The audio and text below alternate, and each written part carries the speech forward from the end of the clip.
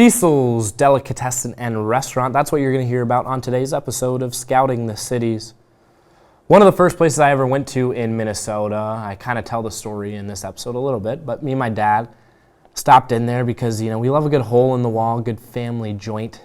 Mom and pop shop is what my dad likes to call it. Not the shop, just mom and pop. He likes to say that. And Cecils has got that down to a T, family owned. You walk in there and hear someone yelling in the back because their cousin's 5 minutes late. Of course, no, you'd never hear that at Cecils. But, it's one of those family-owned places. You gotta love it. And Cecils, when I first went there, got a just beautiful sandwich. They all have names. I can't remember what mine was. It like the Linda or something like that. It's a huge menu. You got different meats, different breads, different sauces, the whole nine.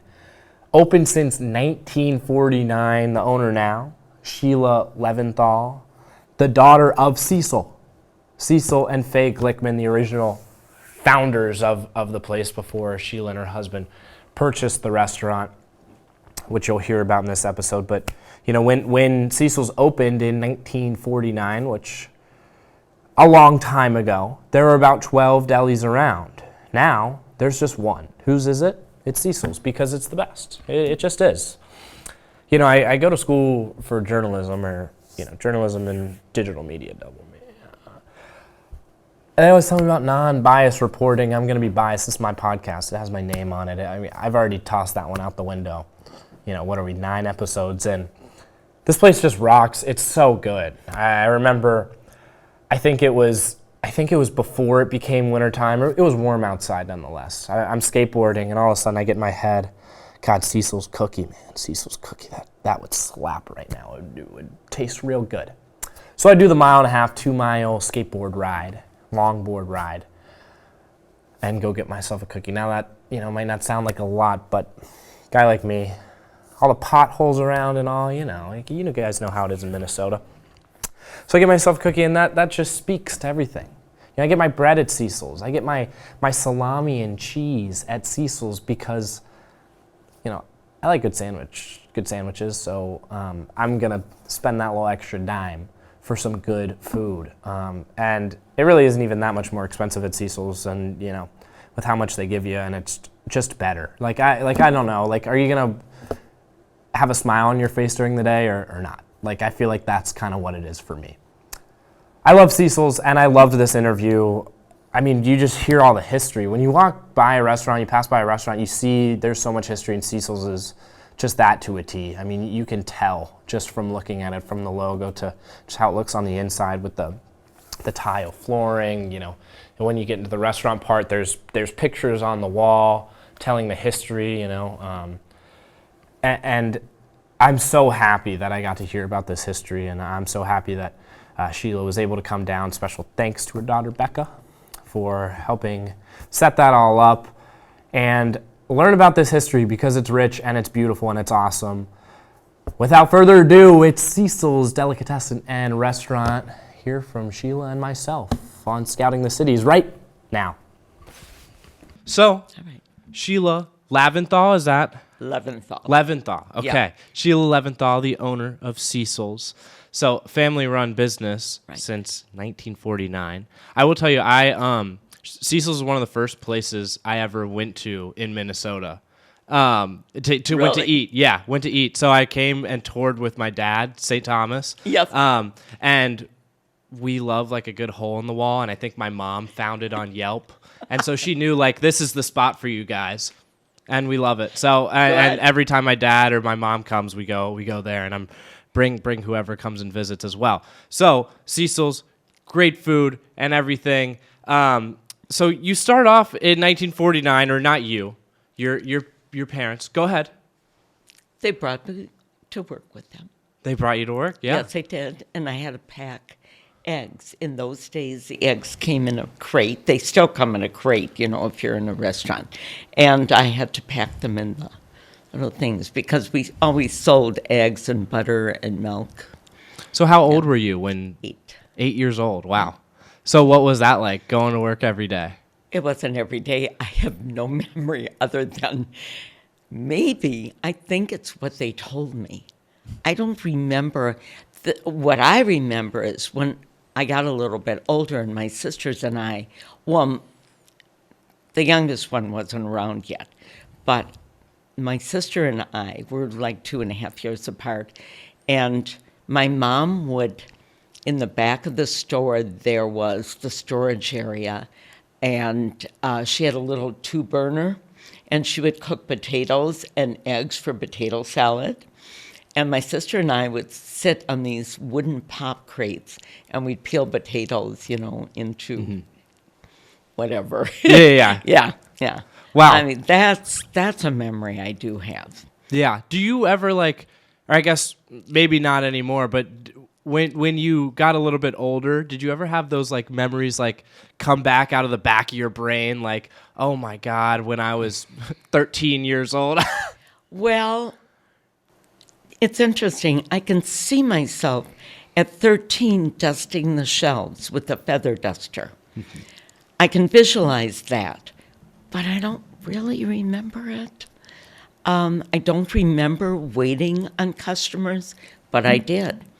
There is a picture in the store from 1956, and I'm kind of in a corner by the meat slicer, and the cigars are on the counter kind of in front of me, which is that was a whole different time. We sold cigarettes behind the counter. We sold cigars. My dad used to sit at the counter and wait on customers with a cigar. Yeah, puffing on one, yeah. I mean, who does that anymore? Who even smokes inside anymore? It just, it's not anything that we would do. Oh, yeah. So Cecils now is in the front, kind of in the front it's the deli, Right. and then in the back the restaurant. Right. So then, I guess, how did it start off? It was a small, my father had, when he was younger, the Jewish community came from the lower west side of St. Paul across the river and kind of settled in the Selbydale area. And there were a lot of butcher shops and little delis on Selby. And my father worked for his aunt who had a little deli. And that's where he kind of got started. But he was also an artist. I'm trying to think. I don't know the exact timing of anything, but I think he was working there before he went in the service. And then he went into the Navy and came out, and he was painting, doing drawings and stuff, and then realized he had 2 little ones, and he was not going to be able to support them as an artist. So he got a job that was in the Highland Village Strip, where Panera is. Yeah. So that whole strip, there was a deli there, and I have no idea what the name was. I'd have to go to the Historical Society to find out what the name of that was. And he worked there. And there were many people that thought that was his place, and then they thought then he moved it over to Cleveland. But that was not true. There was a fire in the shopping center, and he was left with nothing. He had to do something.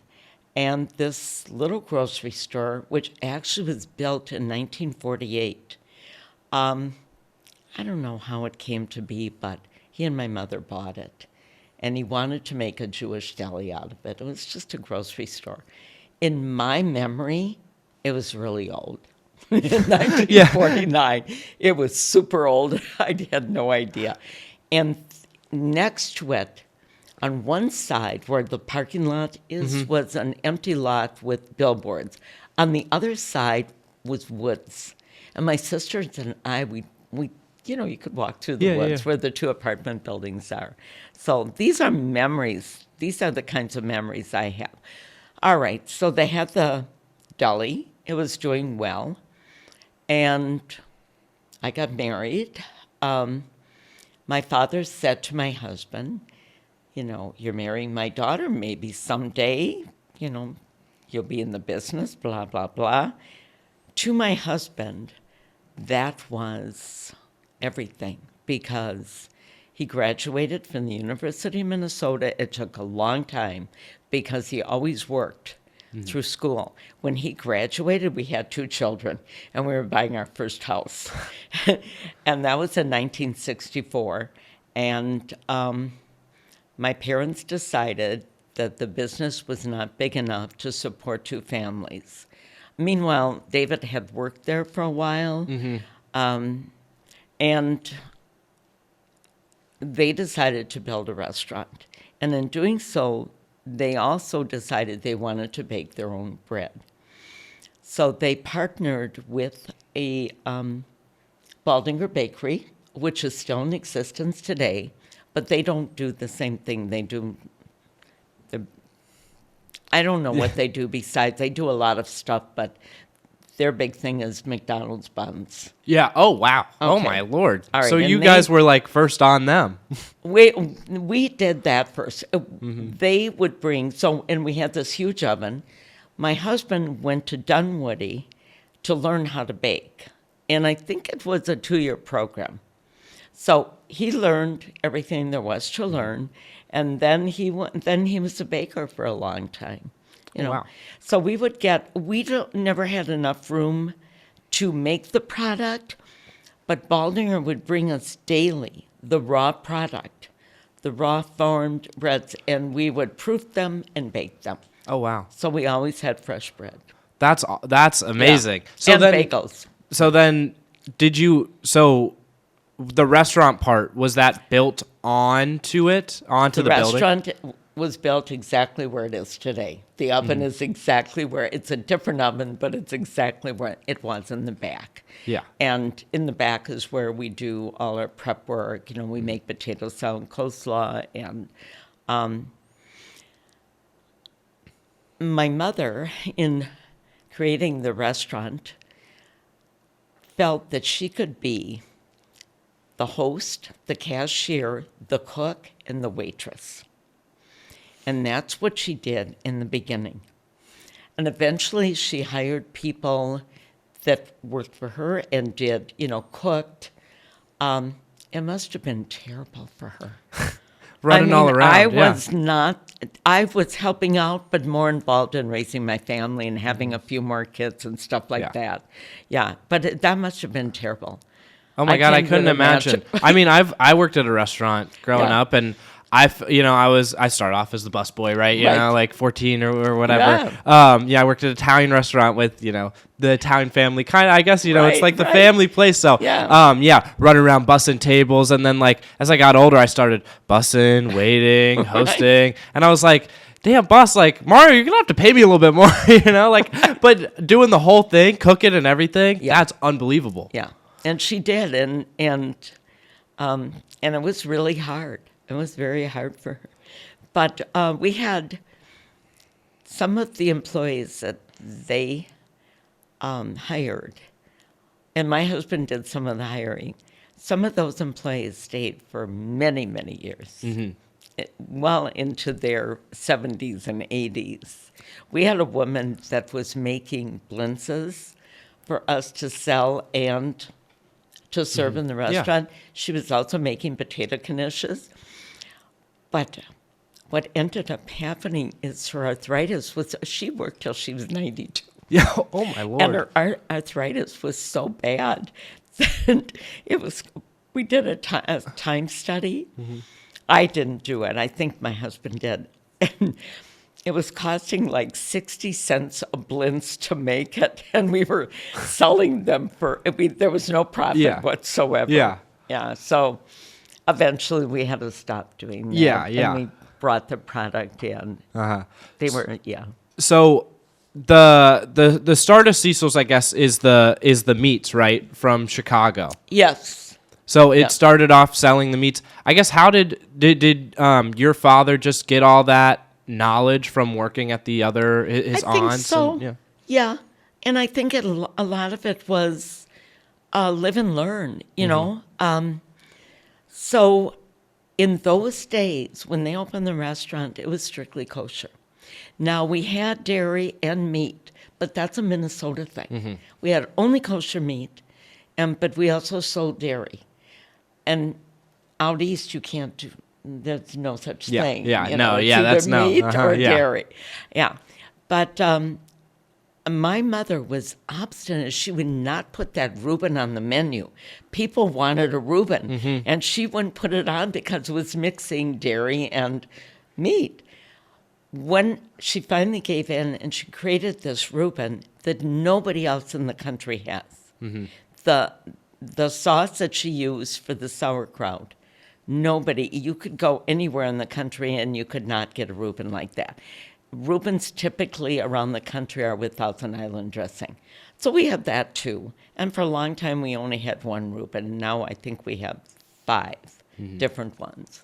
Yeah. Well, that's what, like, I that's one of the ones y'all are famous for, right? The Reuben? Right. Exactly. Yeah. I talked to someone today. I told him I was talking to you, and they said, oh, I love their Reuben. Yes. It's And funny you bring that up. On Friday, I was there on Friday. I worked for a couple of hours. It's way too stressful for me. I'm too old to handle. Yeah. I come away after 2 hours and I'm like wiped. I'm like, I just want. I met some friends on Saturday, and Saturday. We always meet on Saturday. I started working out with these people in 1986, and I still meet them for coffee on Saturday. That's awesome. They're a little bit younger than I am. Yeah. They're still working out. Anyway, I did it on Sunday this time, and I'm driving to meet them, and I thought, and I'm not a drinker, and I thought, God, I wish we were doing wine instead of coffee, because I was so revved up and stressed and everything. It was extremely stressful Sunday morning, and I was only there for a couple of hours, but it was wild. You know? Y'all get packed. We do, and it wasn't so much. And we had a substantial amount of business. And the reason I'm going in on Sunday mornings is because my 14-year-old granddaughter is waiting tables for an hour and a half. And I feel that I should at least support her, answer the phone. You cannot do both. You can't, and we do have many people that work for us, but their English is not their first language. And it's difficult to answer the phone and write up an order. There are some that can, but some that can't. So I come in and I do that. But so she and I are kind of like a team then, and it's nice. You get a little bond going too. Right. I'm sure that's fun. Right. And then her cousins come at about 11 and they take over. So then I'm free to go. But that's awesome that it's all the family coming in and everything. Yes. In fact, I said to my son this morning, he called up and he said, this one called in sick. I don't know. It left one cook. I probably shouldn't say this.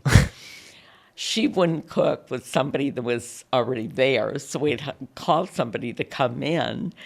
We were just short in every area, and we had a lot of orders. So, I said, fine, I'm dressed, I'm going to go in, I'll call another cook, I'll have somebody go and get them. Yeah. Everything will be fine. And I said to him, if this was not, if we didn't have our family, in fact, I mentioned her daughter. I said, I would call Ivana, but I think she starts a new job this morning, so she's not going to be available. Anyway, I said, you know what? If we didn't have family, we wouldn't be in business today. Yeah. Because that's what kills so many restaurants, because when this happens, when this one doesn't show up and that one doesn't show up, and you still have to take care of your customers, it's a good thing that we have plenty of family. Yeah, no, I've seen the same thing growing if you up. started in an Italian restaurant, that's family, yeah. Oh my Lord! Yeah. Oh, it's Mario calling Michael, calling Mia, calling Right. and then as I started to work years and years I was starting to call Scout. I get the calls every Right. when people are short, and I still get the calls. I'm like, I'm in Minnesota now. Like, it's been 3 years. Right. This. Like, I'm not coming in. You're going to love this when I tell you this. So I am in Arizona for 7 days, so there's a 2-hour time difference. One of the guys was baking because somebody, the regular baker on the weekend, was gone for like a month. So this guy, he walked over to our house and stood outside the house at 6:30 in the morning and called me. I am in Arizona. It is 4:30 in the morning.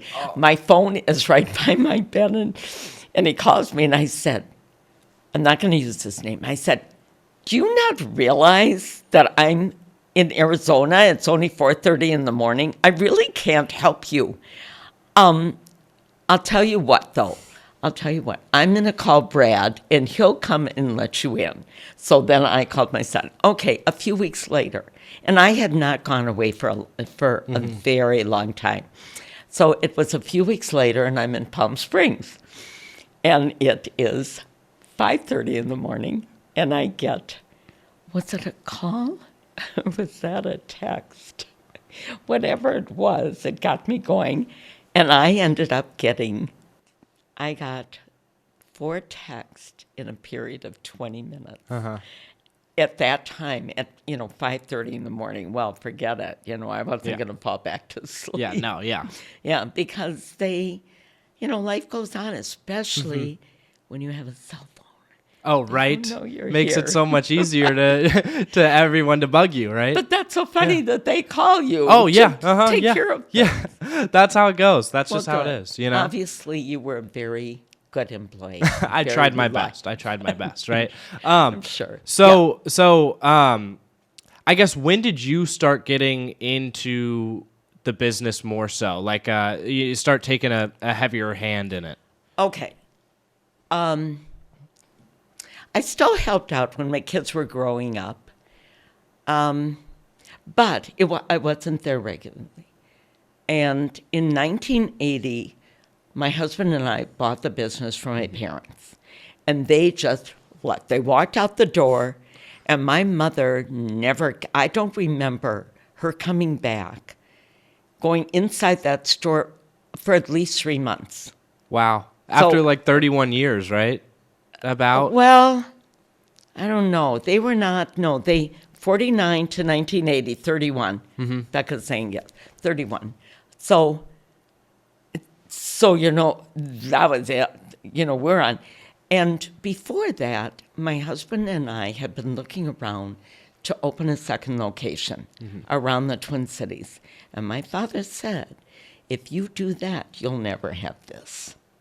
So we simmered down, and we purchased the business from him in 1980. And then we went about to look for another spot. And we opened at City Center the last week of 1984. And I don't know if you're at all familiar with City Center, because it's just offices right now. It was a 3-level shopping mall, indoor shopping mall, like the first of its kind in a downtown area. And it was connected by the Skyway. And we had a full-service, 100-seat restaurant on the on the 3rd floor, not the Skyway level, the 3rd floor. And there was McDonald's. There were several places there. There was a Sbarro's. Sbarro's back door was right by our front door. And we were busy. And the reason we were busy was because the young Jewish guys that grew up in Highland, grew up with Cecils, they all were like stockbrokers or lawyers, and they were in downtown Minneapolis. That's where their offices were. And they basically made our business. So why not get some good food, right? Right. So we were there for 13 years, and it was, I can't say the word. Right. It was very difficult. I likened it to, I would leave in the morning after the baker gave me the onion rolls and Kaiser rolls, and I would run downtown and we would do our stuff, and then I'd come back at 3 o'clock, and it was like coming home after leaving my 4 kids with the babysitter, and the babysitter was sleeping. It was like a mess. Yeah. It was, everything was a disaster. Well, I'm sure you were up so early, right? Yeah.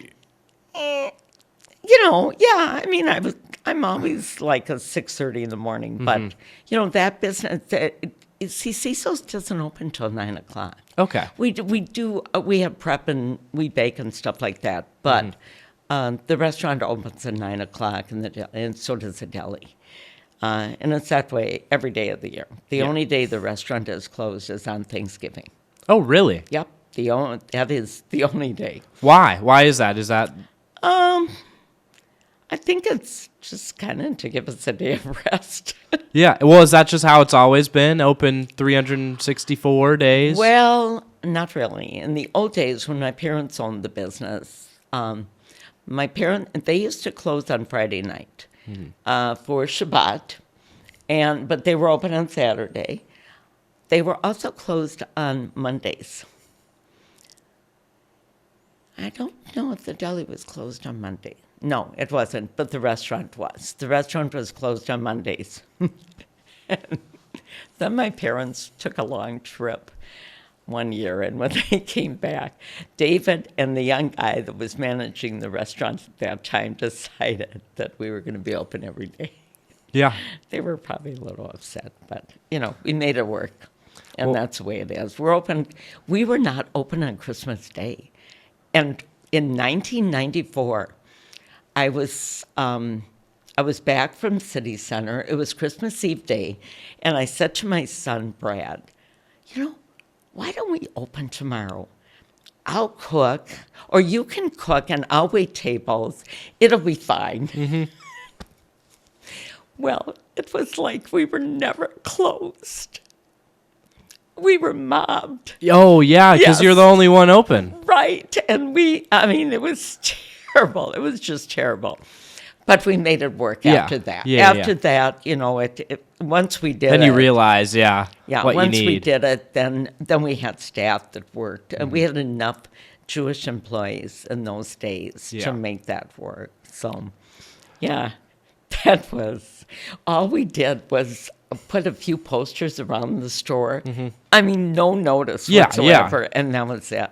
Oh, my Lord. Yeah. So, you mentioned this like Jewish community in Highland Park and how that kind of built the business in Minneapolis as well. Right. I mean, I guess where did they go? Yeah, or like what is it like now? Yeah, like it's very different. Mm-hmm. But it was a big Jewish Catholic community. But just like they moved from the west side to the Selby Dale, they eventually made their way up to Highland. Mm-hmm. And in fact, there wasn't even a Highland High School when I was in high school. Oh, wow. Yeah, they built that. Mm-hmm. Whatever. Anyway, they moved on. They moved across the river to Mendota. Or they moved to Minneapolis. Mm-hmm. There are still, the thing is, who's really left for people to go to? So they make the trek from Minneapolis. And we do a lot of deliveries if there's trays. If somebody has an event, even like for bar mitzvahs or brises, or, they call, we deliver, or they pick up. Or for after funerals, they all live in Minneapolis, Minnetonka. Yeah. Maple Grove. So was the Jewish community pretty large? Is it I guess I don't know anything about it. Well, yeah, I think Minneapolis always had a larger Jewish community. But it was, my synagogue, Temple of Aaron, was built in 56. Well, it opened in 56. I was the first confirmation class of the new synagogue.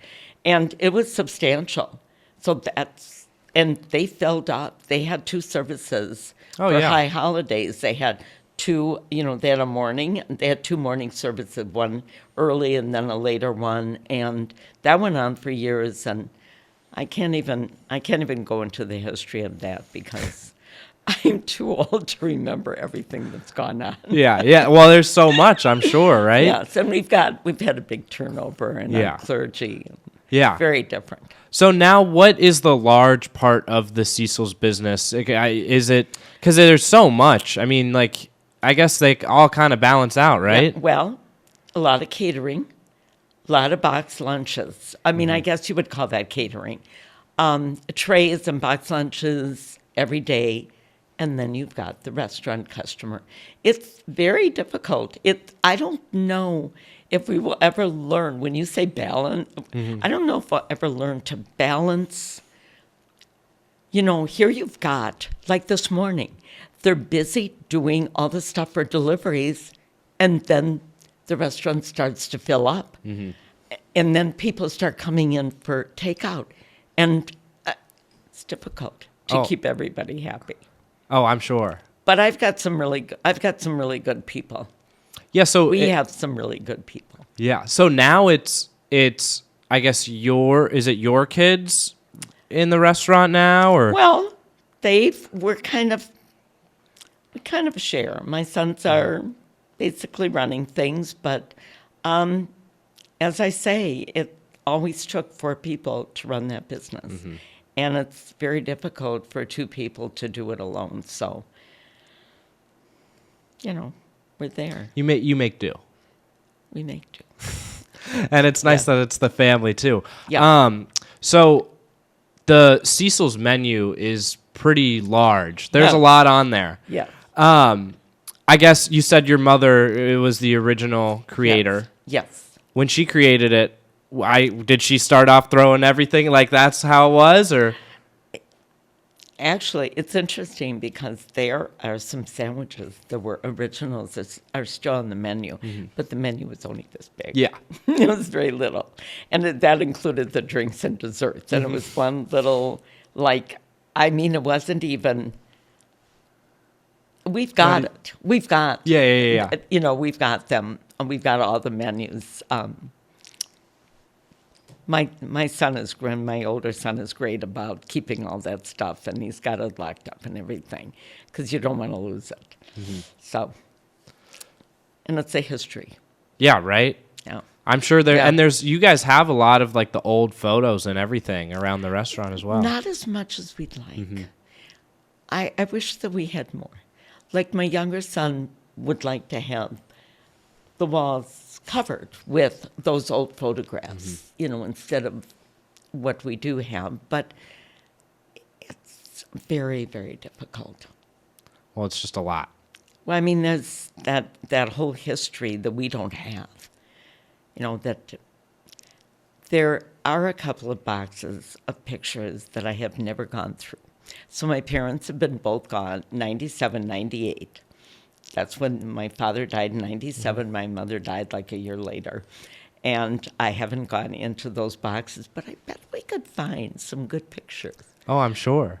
Maybe I'll do that. Maybe that's your new task, I guess. Oh, your new project. God. That's just what I wanted to do. And then order all the. Then you have to get all the frames and everything. Right. The whole right. 9. Yeah. Yeah. I won't put that on your plate. I'll let you slide. Thank you. Yes. Thank you. Yeah. So then I guess how has it evolved? Like the food in general. A lot of it has to do with what our availability is, what we can get. And it's very difficult. We can't get kosher meat anymore. It was very sad for us when we could no longer do that. In fact, we did not start using non-kosher meat until we opened City Center. And it wasn't right away, but then we couldn't get the product. What happened is those Chicago kosher meat companies have gone by the wayside. And that all kind of happened in the early 80s. Yeah. Yeah. Do you know why?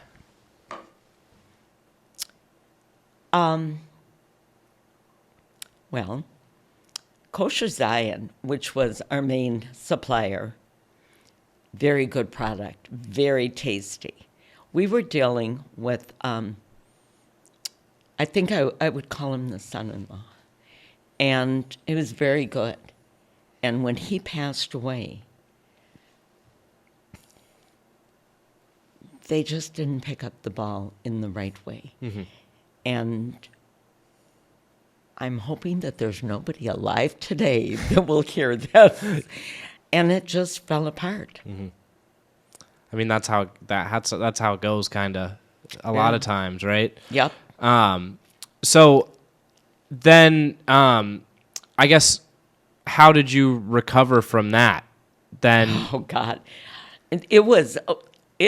I remember we lost Kosher Zion and we lost Baldinger at the same time, and it was horrendous because we had a scramble to find a bakery, and we couldn't find a bakery that could do that what they did.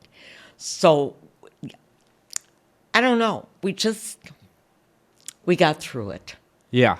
Because we're still here. You just kind of hammer away.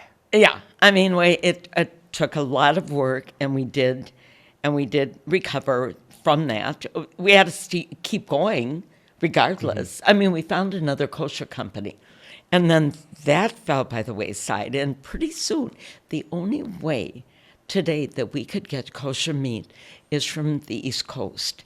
And we don't have the space to store. We'd have to have like 5,000 pounds come in. And we don't have a warehouse to store that. So we eventually had to let it go. So are you still getting the meats from Chicago? Because it's still... We get Vienna. Okay. Yeah, we get Vienna, and then we also get Dietz and Watson. It's a less expensive brand. People still want Vienna. You know, it's more money, but they don't care because it's a very tasty product.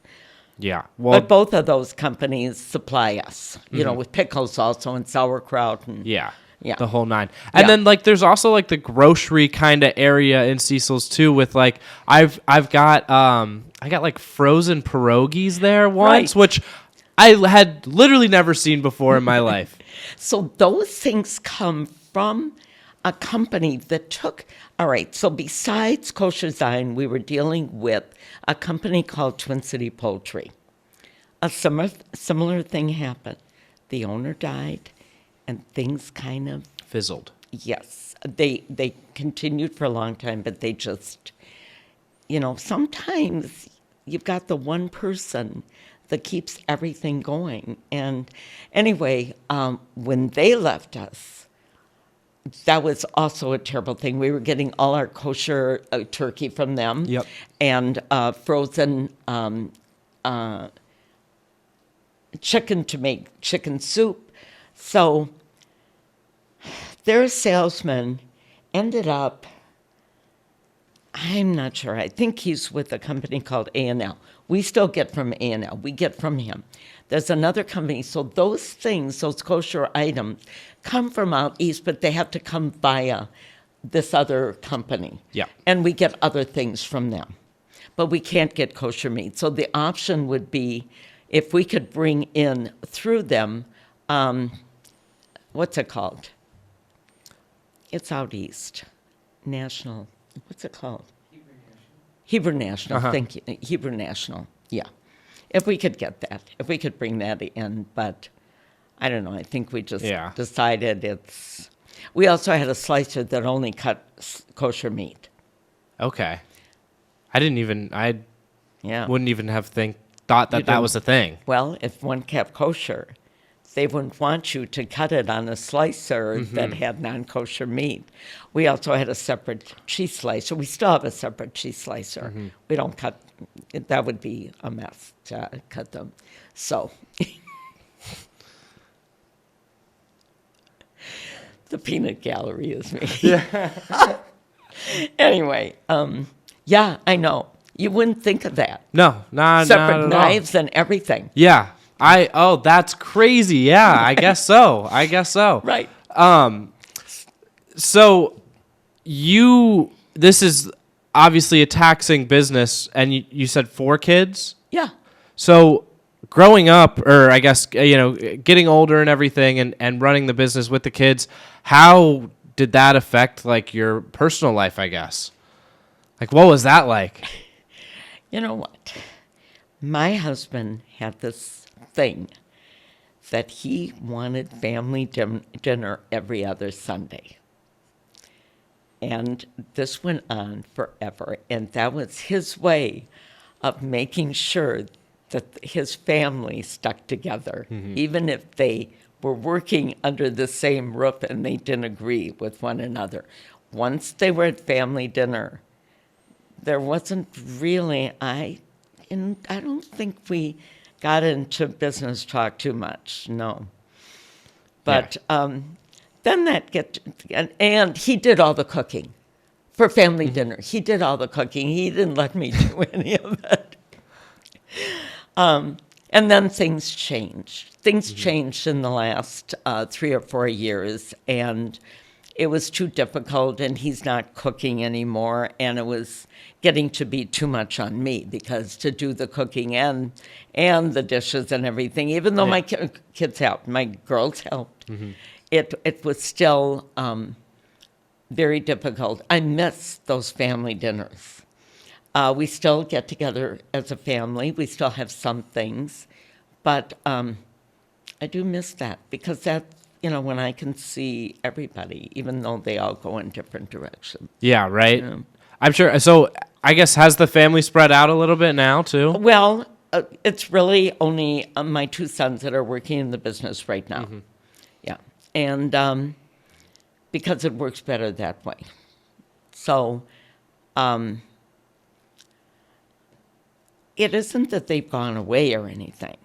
Actually, all of my children, except my younger daughter, who only lives 7 miles away, everybody else lives with the other 3 children live within less than 8 blocks from us and the store, because we live right there. Yeah. We live right, just 300 feet from the store. Yeah. So, and then their children have always, worked in the store too. Yeah. Yeah. Well, that's how it goes, right? Yep. In the family. Yep. So I guess you've also seen Cecils and yourself has seen the Twin Cities, this Highland Park area, change tremendously. Yes. What has that been like? And I guess how has that sort of changed throughout? I am not one of these people that live in the past. I want to be able to know. Now, I'm not very computer savvy, but I am open to learning anything like, any of that kind of stuff. And when we opened City Center, it opened a whole new world to us because of the things that we had there, the way we did business there. And I just went with that. And of course, I was a little bit younger. You're like 30 you're years spry. younger. You had the Right. had the mentality to go and work all the time. Right. Yeah, it was nothing. I did get tired of working 7 days a week eventually. So I said on Sundays I wasn't going to come in anymore, and that didn't last very long, So how long were you working, like 7 days a week? Or 6, Well, okay, from 1980 to 1991. It doesn't seem long, but when you're running 2 businesses, it was a long time. But then I ended up saying that, okay, I can't stay away on Sunday. I guess I have to be there. Yeah. So I don't even know. It wasn't very long. Yeah. So I guess now, how long has it been since you're kind of more separated from, or not even separated? I'm sure you wouldn't call it that. Arizona, Palm Springs, separated? Yeah. No, I'm not really separated. Yeah. Because my husband insists on going in 7 days a week. Oh, wow. Yes. But things are different now, and there isn't very much for him to do. Everything's computerized. He was one that he would make these graphs from year to year on how much, business he had, he'd see how the business changed and increased over the years. And he did it, I don't know. See, COVID was, it's a big thing. Yeah. But we actually did really well. We did not we never let anybody go.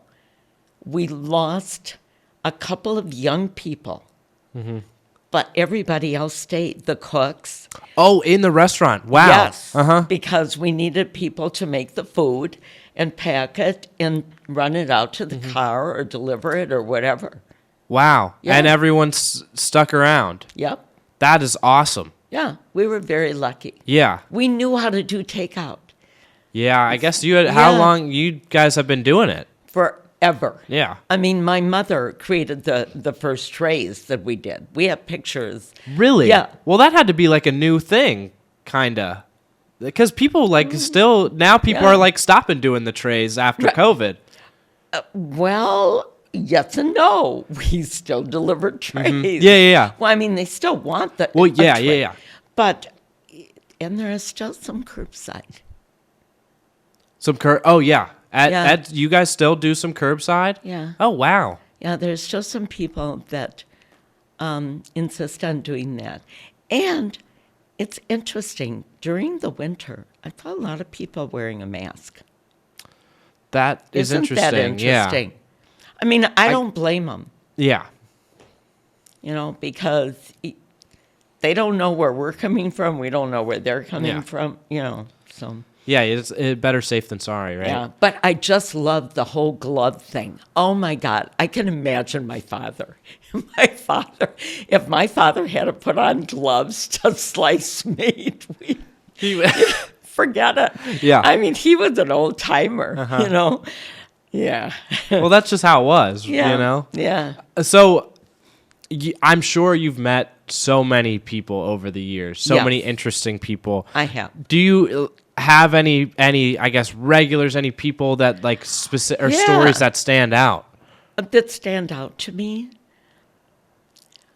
Well, because I'm not there that much right now, there are a lot of people that I don't see that are still coming in. And if, let's say, on a Sunday morning, it's always nice for me to see those people. And there are people that come in the evening that I would never see. Evening is not my thing. I mean, I have had to work in the evening, but I don't do that anymore. Yeah. It's not early to rise, early to bed. That's me. Yeah. Yeah. So what's really interesting to me is this is that there's lunch and then y'all stay open late as well, like pretty not late, No, 8 but o'clock. 8 o'clock. Yeah. That to me that's late for a deli, I guess. Listen, I wish we closed the deli at 8 o'clock because there is no business after that. And when you've got Lund's that's open until, I don't know, what are they, 11 o'clock, whatever they are. And Target is open till 10 o'clock, I think. I love that Target.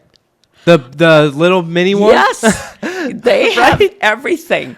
And I go and get the bananas for the banana cream pie there. It's so convenient for me. It's awesome. Or I had to run and get milk the other day because Run out of milk, yeah. we had run out of milk. It isn't a big item that we sell, but we keep it on hand for things like the custards we make and for malts. Yeah. Gotta have Yeah. that. Oh God. Yeah. Y'all Yeah. really have it all. I didn't even think about that. Wow. So One of my granddaughters said to me, Nana, I have to make a shake and I have no milk. I said, I'll take care of it. yeah, I'll hit the run to Target. Target. Yeah. Right. No, that's the best because the restaurant I worked at was right down the street from a grocery Right. store, the Food Lion. Right. And that was, whenever we needed something, Right. just go pop on over. It is the way it is. Yeah. Yeah. I'll ask my final question. Go ahead. Now, this is a question I ask everyone, not related to Cecils at all. Could Okay. be, I guess. What is your favorite movie?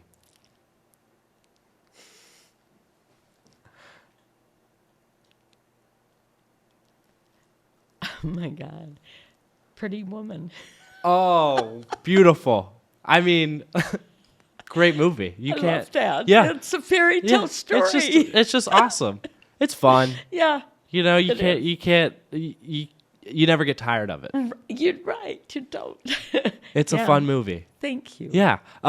And made her famous as well, pretty Yeah. much. Turned her into a star. Actually, I think I read something that after that she became the highest paid actress of all time. Wow. I think after that movie. Wow. Yeah. Good So for yeah, her. yeah, right. Yeah. Well, I appreciate you for coming and doing this. I Thank really you. do, and I do want to say how much I love Cecils. Just going Thank in, you. and it's really cool to like hear like the background of everything. Well, thank you very much for having me. Yeah, of course. Yeah. Alrighty. Right.